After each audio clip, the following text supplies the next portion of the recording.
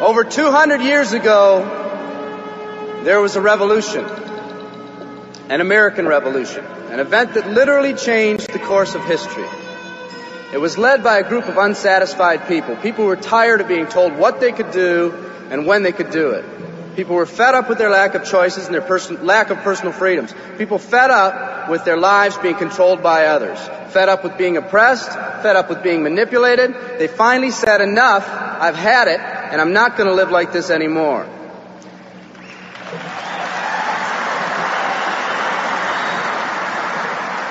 Our ancestors were people that took full responsibility for what happened to them.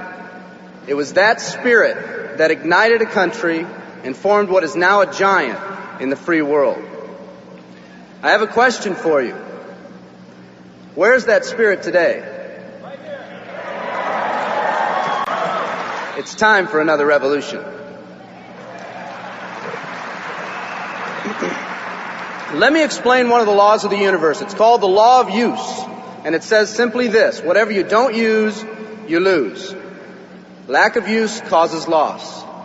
Ambition unused declines. Faith unused decreases. If you don't use your skills, you lose your skills. If you don't use your freedom, you lose your freedom.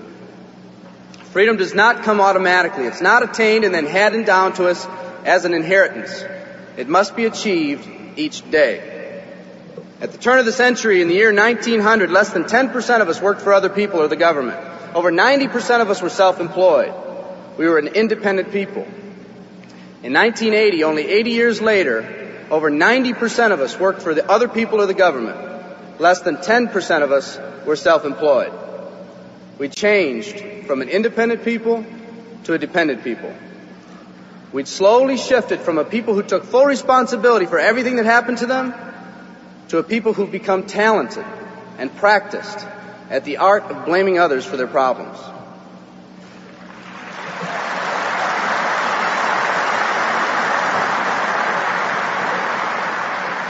Our giant has fallen asleep. Our forefathers didn't say, who's going to take care of me? They simply said, all I ask is the opportunity to be free and the ability to take care of myself and my family. Today, we elect officials who will quote-unquote take care of us. We cry out against anyone who dares to ask us to provide more value in the workplace. We do everything we can to spread around the suffering in our society, and yet no one is willing to step up and be part of the solution. We've slowly changed from a society that compensates based on value to a society that compensates based on entitlement and seniority. What we've come to believe is our due. We act as if someone actually owes us a living.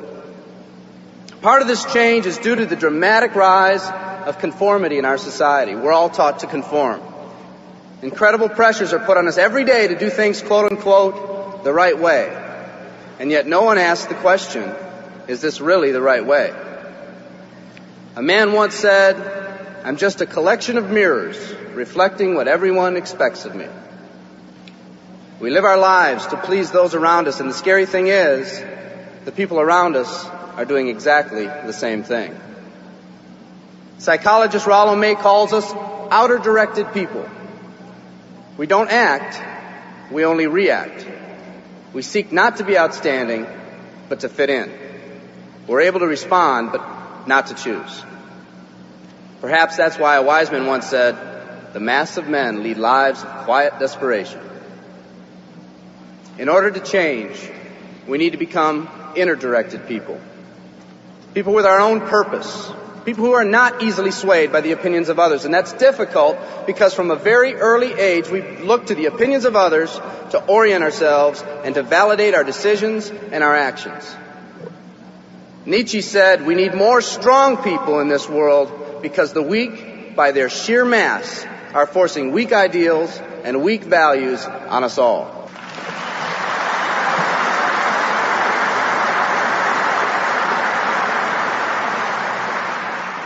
Today's massive social and economic changes are waking this slumbering giant. Some people may not be ready right now for the changes happening today in today's society. It doesn't matter if they're ready or not. An old proverb says, if a man wants his dreams to come true, he must first wake up.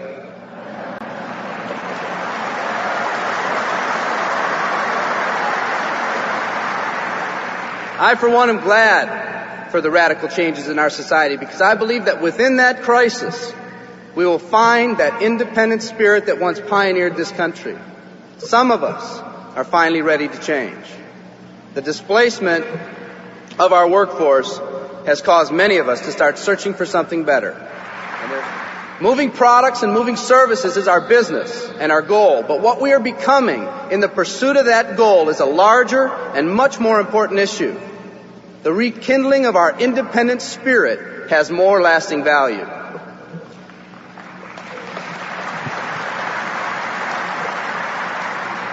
There's no more noble a business than the business that encourages the development of people. Every living organism has one and only one central need in life: to fulfill its own potentialities. The acorn becomes an oak, the puppy becomes a dog, and that's all that's required of the oak and the dog. But the human being's task in fulfilling his or her nature is much more difficult.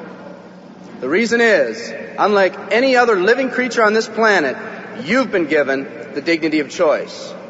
You'll not grow like a tree. You'll grow only as you plan and choose to grow. When a person chooses to live, two things happen.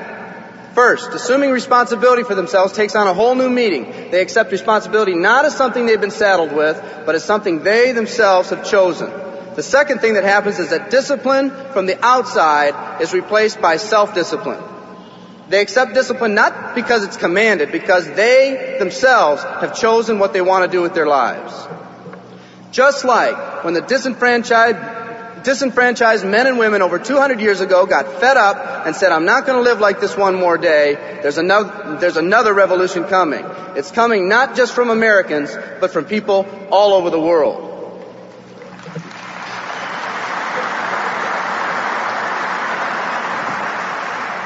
It's coming from people who've been oppressed in meaningless jobs, from people who've been unjustly held back, from people who've been slighted or ignored, from people who've had their hopes crushed time and time again by the circumstances around them, from people who've been playing in a game where the rules weren't the same for everyone, from people whose dreams have almost died by the methodical dripping of negative and pessimistic forces, people who've just been waiting for the right opportunity to present itself, an opportunity that they could hold on to, believe in, a place where people believed in them. I hear the rumbling of this coming revolution every day. The old rules are changing, and society is finally ready for that change.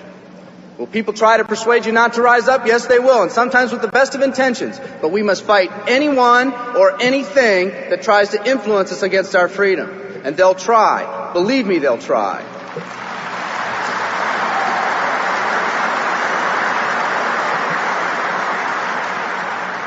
They'll try to suggest you off course, to nudge you off course, to distract you off course. There's another revolution coming, and it's going to be led by a group of unique and courageous people like you.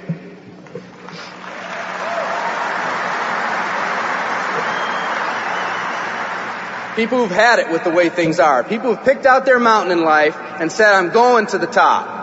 And if someone tells you you can't climb mountains, you don't have any experience. You tell them, I'm going to the top.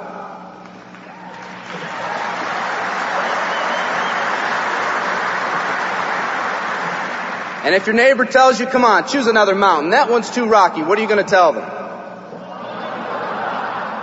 And if someone tells you, let's go over here where it's not so steep, what are you going to tell them? And if someone says network marketing, what are you going to tell them? And if your friend tells you, come on, let's climb this one, that one's too slippery, what are you going to tell them?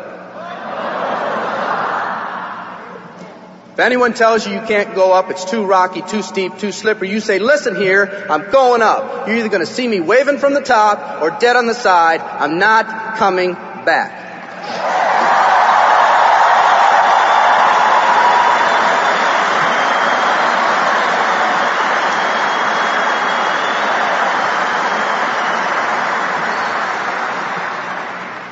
There's something about the do-or-die attitude. It's almost like when someone has a do-or-die attitude, time, fate, and circumstances seem to get together, have a hasty conference, and they say they're going to do it or die. We might as well let them have it.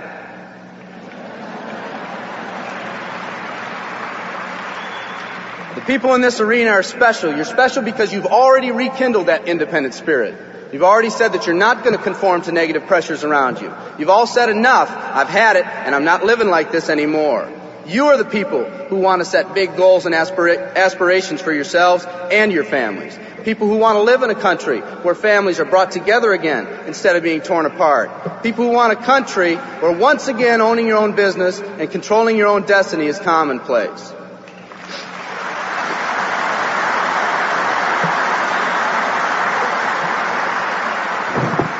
People who want a country where every man, woman, and child is treated with equal respect and dignity.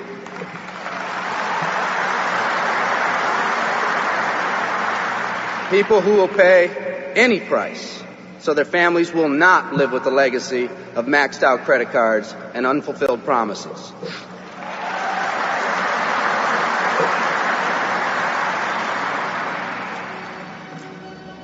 Today, we stand at the genesis of a new revolution, and people like you are going to lead it. Theodore Roosevelt said these words decades ago, and I think they're particularly appropriate today. He said, "We see across the dangers of the great future, and we rejoice as a giant refreshed. The great victories are yet to be won. The greatest deeds yet to be done. I've dreamt of a company that can give us the opportunity to make these dreams come true by allowing us all to fulfill our own true potential. I love you all. Thank you very much."